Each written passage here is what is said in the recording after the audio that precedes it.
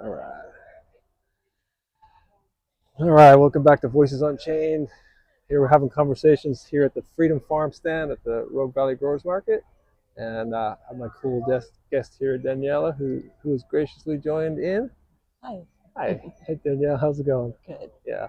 So, Daniela, could you just tell us a little bit about yourself and where you're at and anything you feel comfortable sharing? It's all good. What's on my mind right now Yeah. is from living out on the street and being over there on the bike path and being here at the farmers market today in the time that's passed.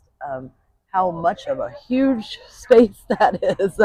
It looks so small across a lawn, but it's a huge space. Wow. So Um, so so you this we're the market's here at Hawthorne Park in Medford, and you used to live over there, homeless on the on the park, bike path on the bike for path. over 5 years, Wow. and it was quite a struggle to ever see myself be able to be on the other side of this, on the other side of the park Right. So again. here you are on the other side of the park Yeah. at Freedom Farms, and so wow, what a change, huh? Absolutely. I And I bet a lot has happened in between Well, then. yeah, being what my life path, how I got where I was, like just like anyone else, it doesn't matter what gets you there. Once you are there, seeing a way out can be really, really difficult. Seeing a way out. Yeah. Yeah, Yeah. it's you're stuck in your every day is you're so much in survival mode. There's not a whole lot of planning for the future. Yeah. There are resources, but sometimes when you're really traumatized, it's really hard to access those resources. Really hard to access them. Yeah. So for me, it took a whole lot of things. It took livability, their persistent uh, checking in Yeah. on sometimes, and yes, I got a lot of tickets. I went to jail a lot, but also I got a lot of resource offerings of resource without it's a lot of what they do is that it's not always just writing a ticket. Usually people Yeah. are going to say, hey, here's what we have, but what we have sometimes isn't really enough. Right. um, And what was it like for you, just as a woman living on the streets with by yourself, and what was that experience like? It was really daunting. I had to Yeah. put on a facade of a persona that of toughness. That is, it was really hard to keep up all the time. Yeah. I was always on the defensive. I uh, chose to not hide where I was staying, and that's one of the reasons I got arrested so much. However, that's also how I got resources too. So Yeah. kind of like that double, Interesting, huh? but Yeah. yeah, there's so eventually, after many years of in and out and being incarcerated and getting back out and falling right back into the same thing, the same place because there really wasn't anything, I ended up at Rogue Retreat. Yeah. And over time with Rogue Retreat, being there, there's community partners can find you if you're there. Whereas, like I was saying, it's really hard for people to access resources if they're not stable. And So at Rogue Retreat, you have access to so much more community support because of where you're located versus being on the street and how hard it is just to kind of get.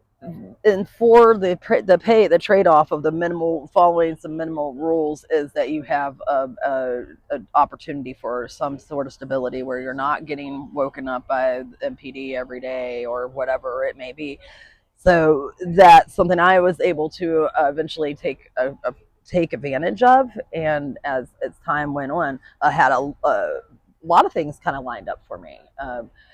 I had a low barrier, one of the low barrier employers around here, Harry and David. I got Harry and in David, yeah. there soon after while I was still living in a tent at a Rogue Retreat. Wow. Not no heat, no air, no power, none of that. And I was So by the grace of God, I was able to do that, yeah. and that So kind of built my confidence in myself a little bit. yeah. And So you were living in a tent at Rogue Retreat, and you were able to get a job at Harry and David, yes, and and one of the pieces of that is a low barrier employer, also a very in tune with the population of people that may be working for them. They also have a private shower place there too. So there's that a was private a shower. struggle for me when Yeah. I first got there. Or the old Rogue Retreat, they didn't have Now we do. Now we have showers and laundry there at the Crossings place. Yeah.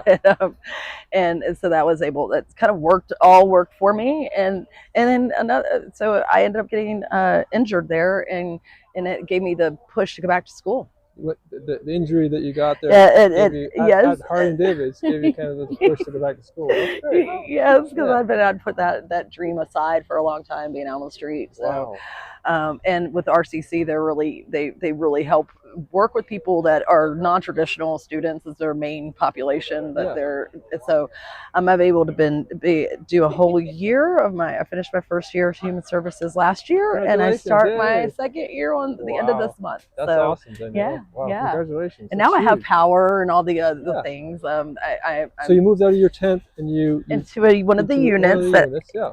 and there's two sides with the Crossings. They want to be able to serve the people that are straight out off of, maybe out of jail or referred from livability or whatever, and a lot of these people are going to have be struggling with a number of things. So they're not excluded because they're using, or their mental health is makes them kind of difficult to be with or around.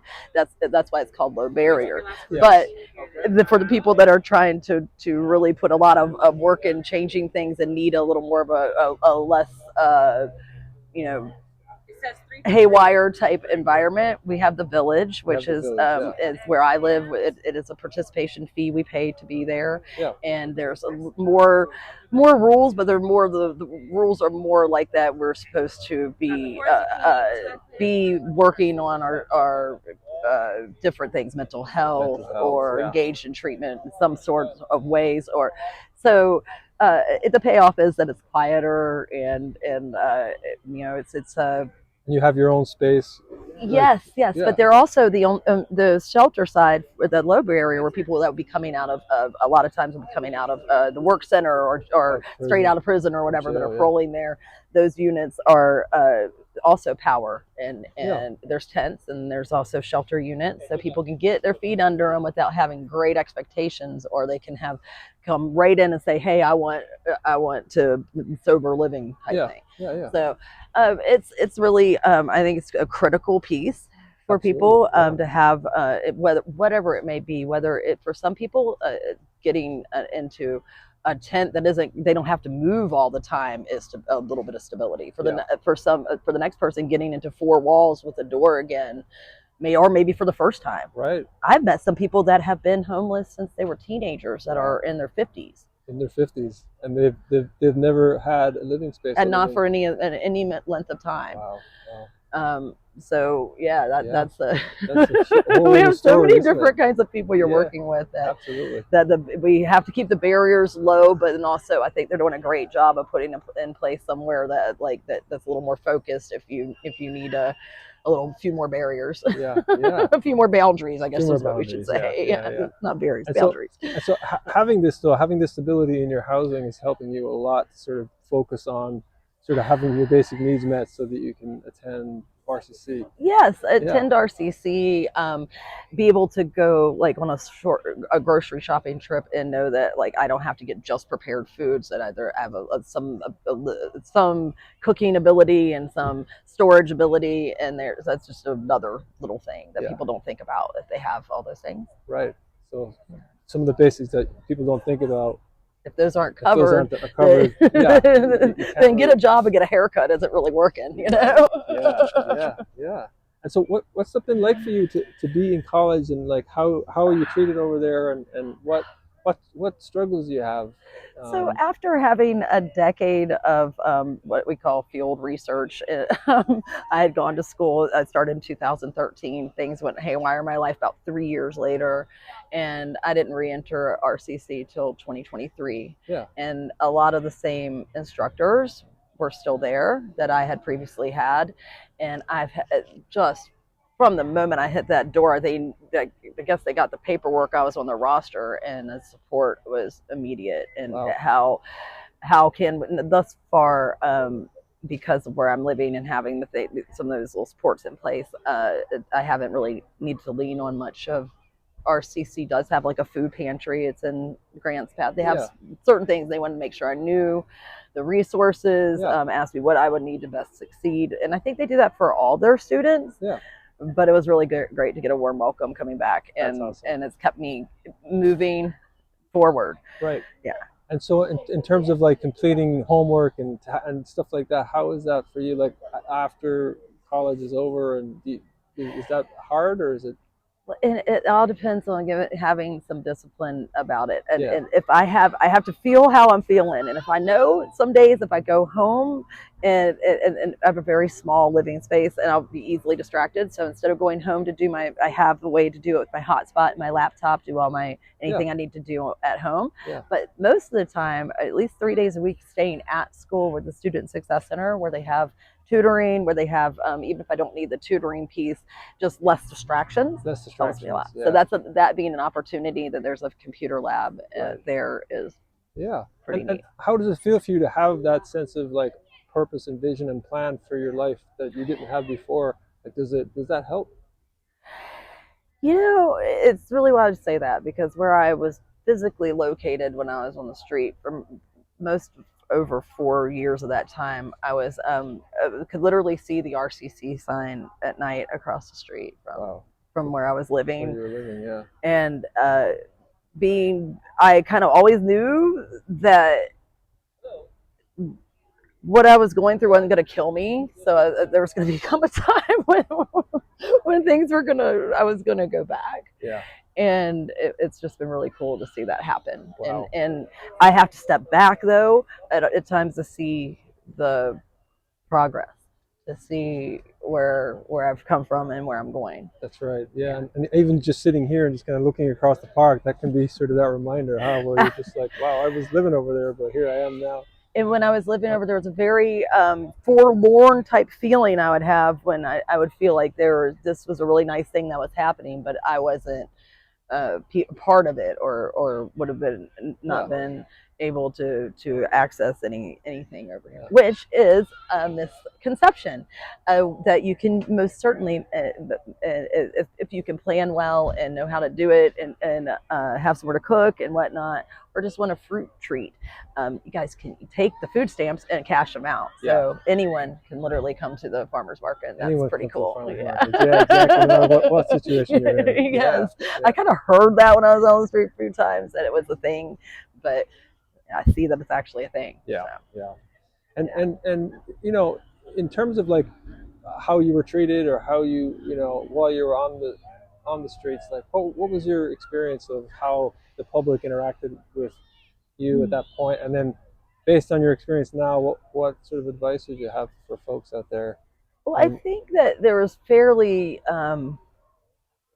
it's part of the problem when you're out there is fairly little interaction between people that are just general public. You'll be getting interaction with police officers. You may be getting interaction with outreach folks.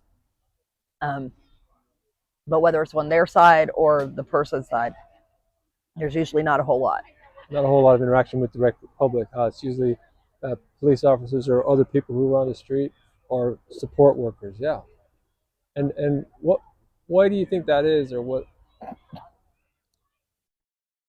No problem. You can always I'm sorry. come down the wrong side.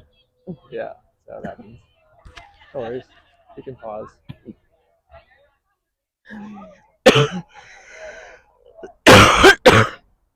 I think it's a multitude of reasons. Yeah.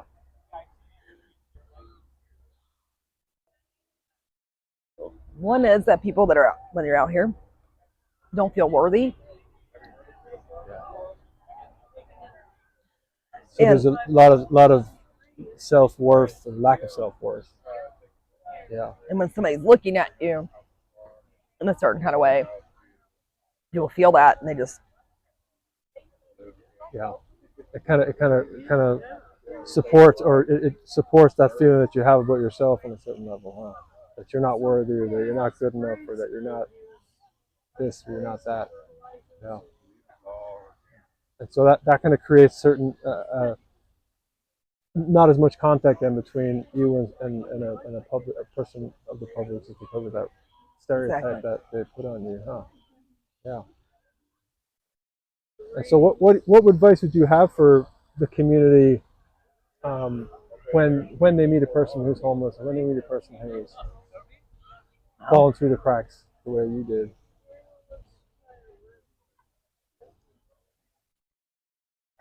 try to keep an open mind, um, because everybody you meet, you may have like a great support network. You might have all these things and these people, but a lot of people, if you meet somebody that's out on the street, more than likely they're not going to have or feel like they have any of those things. So if we reach out a hand and say, even if it's just like a genuine hello, how are you doing? Yeah, Make just somebody feel human. makes me feel human. Yeah, So it's just not always what you can give to help. Sometimes it can just be that, just a like basic. Everybody out there is somebody's child. Everybody out there is somebody that they either have children, yeah, are children of somebody. I mean, we all are real people.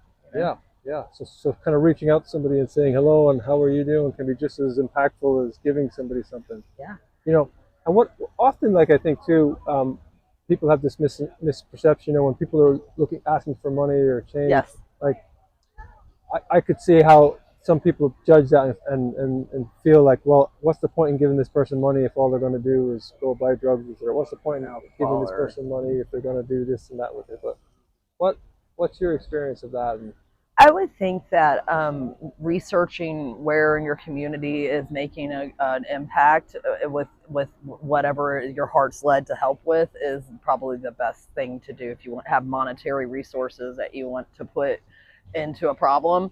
Researching whose work and doing because in general you're going to get the best result by hand. I don't think you're probably going to get the best result by handing a single person that you run into what it is that they want as or need as far as money. yeah, Like in reality, anybody that's out there, if you hand them $20, it's $20. It doesn't really make a giant impact whether they got drugs, alcohol, food, whatever they got with it is very, very temporary. yeah, So, like, I think that programs like the supporting programs that are reintegrating folk and or helping try to house and give social supports toward in the community yeah. towards our vulnerable populations, that would probably be the best thing that people could do is either volunteer for the or organizations that are helping, or maybe even financially support those Financially support organizations. those organizations. Yeah. Also, what about the perception of like safety in the neighborhood? Like I think a lot of people feel like when there's homeless folks around that their properties aren't safe. They're not safe. What's been your experience with that, and what advice would you have for Well, sort of neighbors in the community?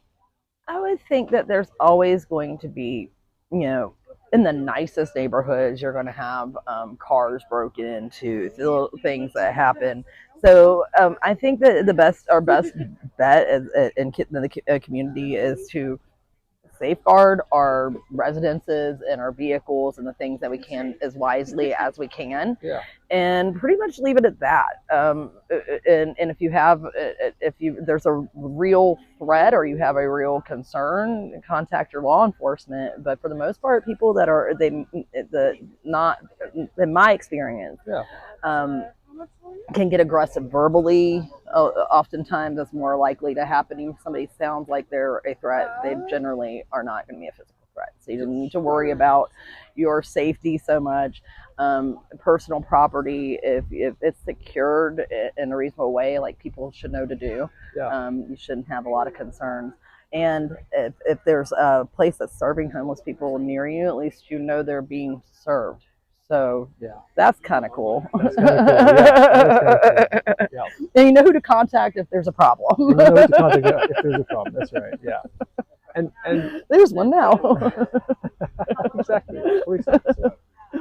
Um, so what was the change for you? Like, at what point did you sort of get to this point where you were like, all right, I need to go back to school. I want to get my life back in order. I had a lot of police involvement and with them, and I think I still think it had something to do with my parents in Virginia, Yeah, kind of you know, plugging for me.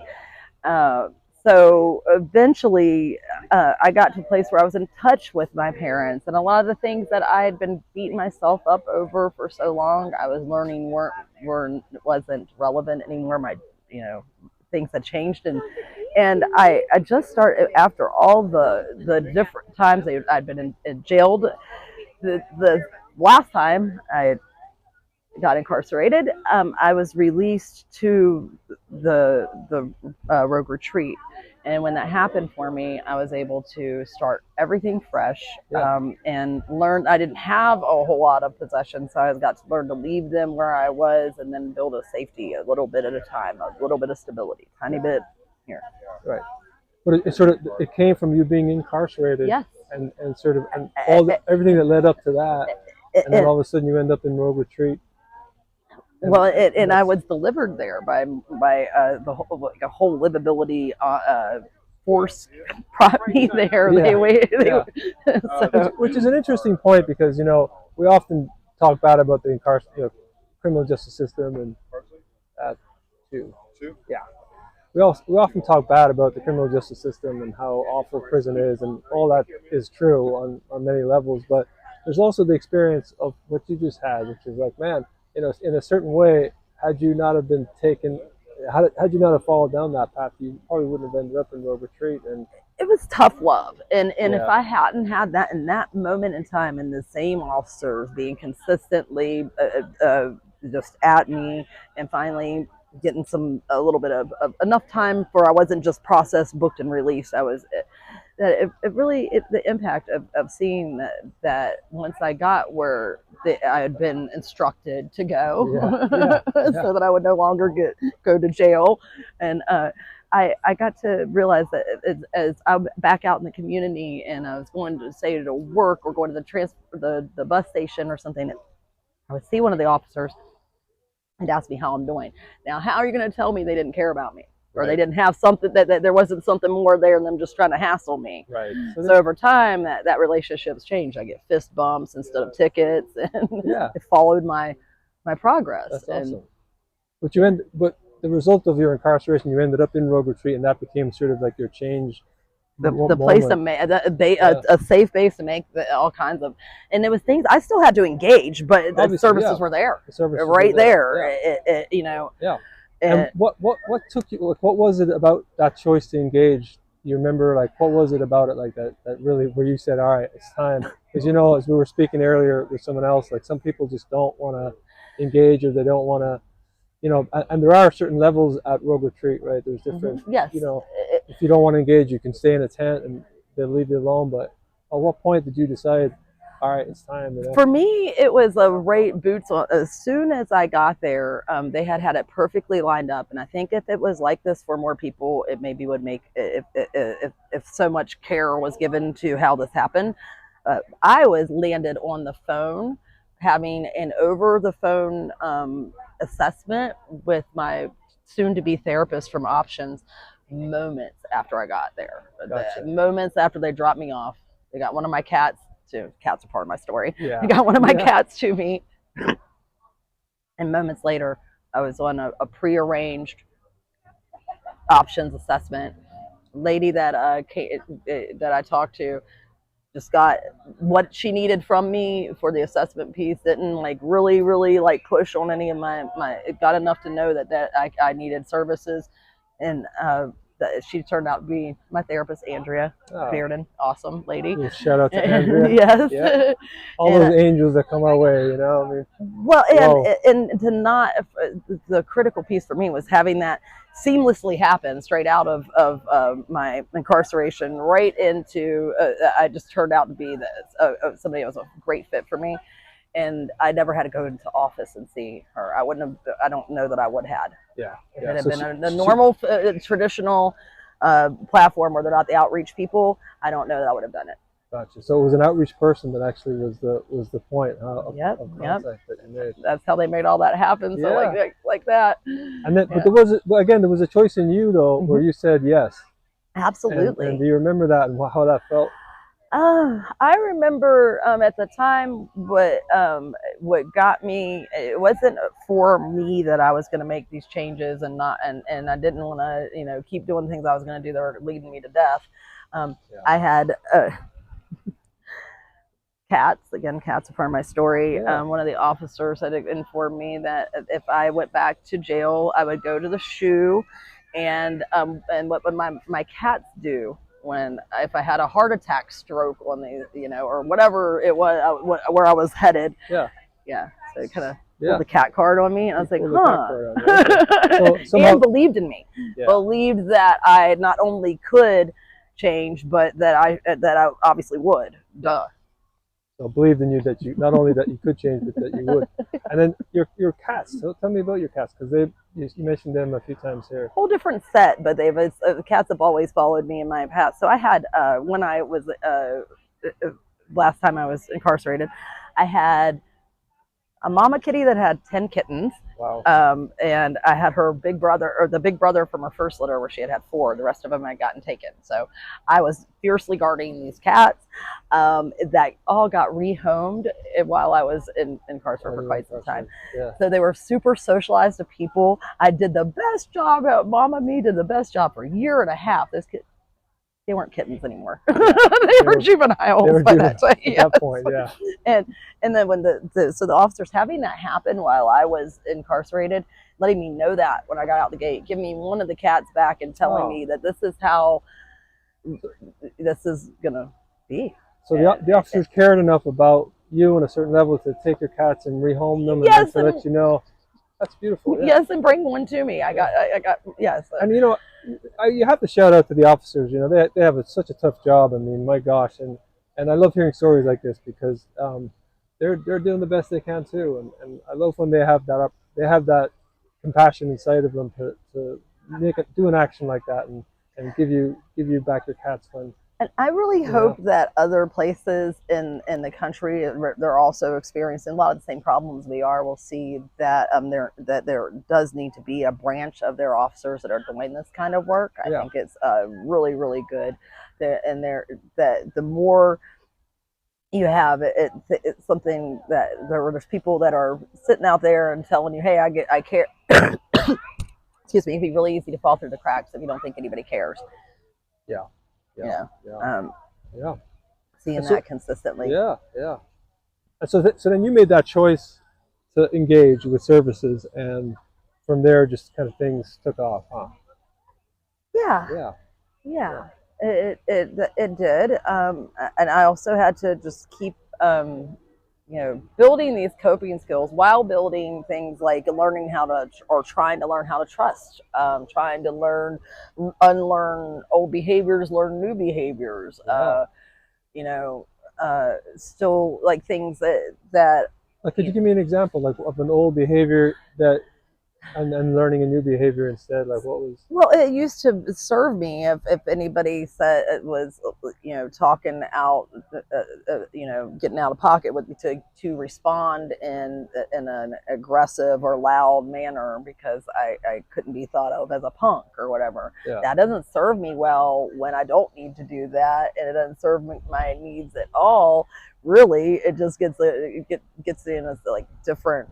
So I putting away this like persona that I used to have to use sometimes and see in a whole different way. And when I am able to not respond in that way and be calm, whatever person that I would normally have been aggressively getting into some kind of thing about, I'm able to actually have a conversation because I didn't respond the way my old response. I take a deep breath. Then you get to find out what's really going on. Maybe make a little connection. Maybe tell them, generally if somebody out here, I can tell them what my experience is how things have changed for me and how that happened.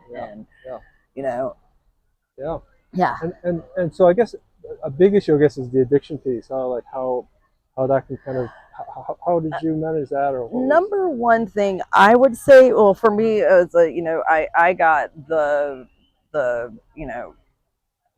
having a near for me, it's not for everybody, but having a really what I would consider a near-death experience, Yeah. kind of shook me up a little bit. Yeah. It's just really what I want to do with my life.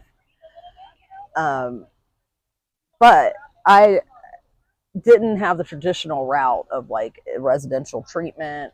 My place I was is jail to the campground where I had to make every day a choice. I wasn't in sober living, but I got to make a choice to keep myself to keep myself safe. And I had with options also came an addiction recovery counselor, along with your therapist. That helped a lot. Also the focus on harm reduction, whereas how people are able to work on whatever they need to work on. Yeah. And if you're working on something that's really that's really something. That's really something. So, Exactly. Yeah. Well, was there a certain point where you kind of got control of your impulses around that? Or it was for me. It was that moment that I realized that it mattered to me whether I lived or died. Yeah. Where it mattered to me beyond the cats needing me. Oh, that was a moment, right? Yeah. It was like beyond that. Yeah. That was the push, but beyond that. So. And then it doesn't matter how feelings are usually what people are using over. Feelings are temporary. They pass. And you're going to have a lot of them. If you're trying to avoid them, you're going to have a hard time because there's a lot of them. They keep coming at you every which way. They're still better. My worst day, having all kinds of feelings and all that is so much better than there was not a best day. Out there. Yeah. It wasn't really, I mean, I can't, when the day you didn't get robbed and you maybe got a meal and so your shoes were still there when you got up. I don't have to worry about any of that anymore. That's so beautiful. Yeah. But you're able to be aware of all these feelings that come up now, and you're not as identified with them as much. No. Awesome. And it's the dangest thing, all that. Breathe in the flowers, blow out the candle, breathing. Just breathing in through your nose, breathe out, exhaling through your mouth. Yeah. Just a simple breathe in the flowers, blow out the candles. That's beautiful. So breathe in the flowers, blow out the candles. Blow out the candles. All right. That's a nice technique, huh? Yeah. That's one of the most go-to prayer for me, and breathing. And you could there could be all kinds of other, that's what gets you really through things. So for me anyway. Yeah. Well, everybody's got their little thing. Huh? Walking's a great one of my coping things, I guess, would be physical activity. Physical activity, yeah.